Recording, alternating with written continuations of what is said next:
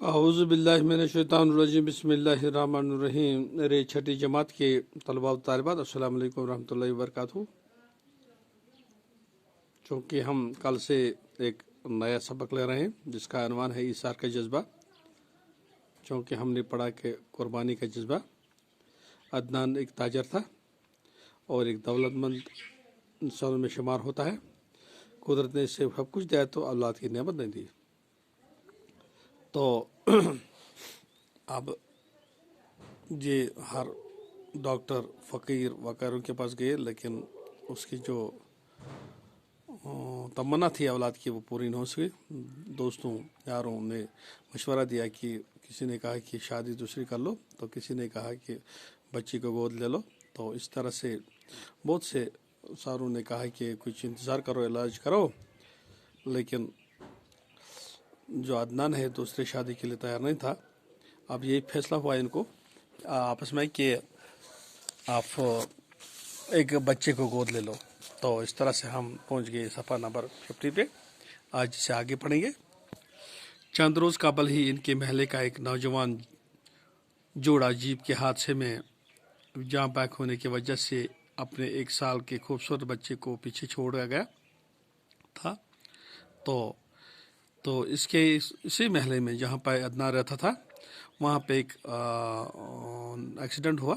تو ایک نوجوان جوڑا تو اس حادثے میں جاں بحق ہوا۔ ان کے پیچھے ایک چھوٹا سا بچہ جو 1 سال کا بچہ تھا وہ رہ گیا۔ تو اب انہوں نے فیصلہ لیا کہ اسی بچے کو گود لیا جائے۔ تو بچے کا نام زین رکھا گیا تھا۔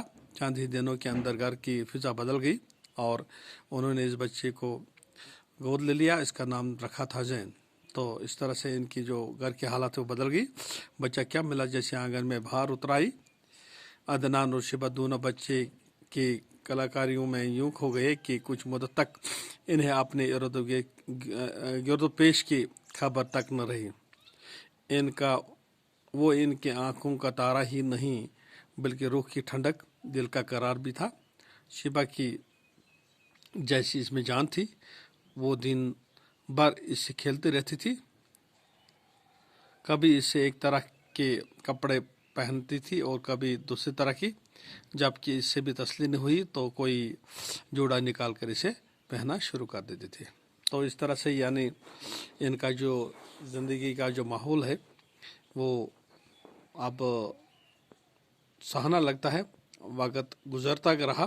زین عمر کے ساتھ ہی ساتھ تعلیم و تربیت کے مراحل بھی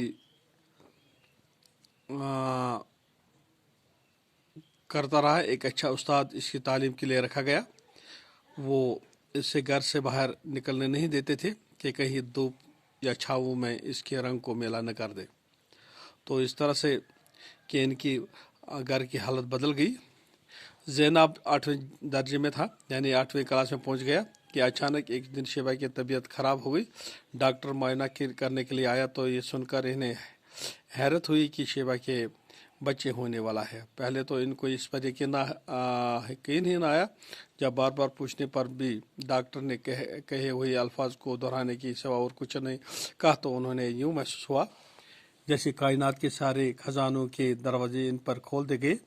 بچے کی نعمت شبہ کو اگرچہ زین کی صورت میں پہلے ہی حاصل ہو چکی تھی، مگر اپنی کوکھ سے اولاد جینے میں قدرت نے جو عورت کے لیے لذت کا سامان چھپا رکھا ہے وہ اس سے اب تک آشنا نہ تھی۔ قدرت نے اس لذت کو پانے کے لیے سامان بھی اب اس کے لیے پیدا کر دیے۔ تو اس طرح سے آج اتنا ہی پڑھیں گے، کل اور پڑھیں گے۔ جب تک کے لیے خدا حافظ۔ السلام علیکم ورحمۃ اللہ وبرکاتہ۔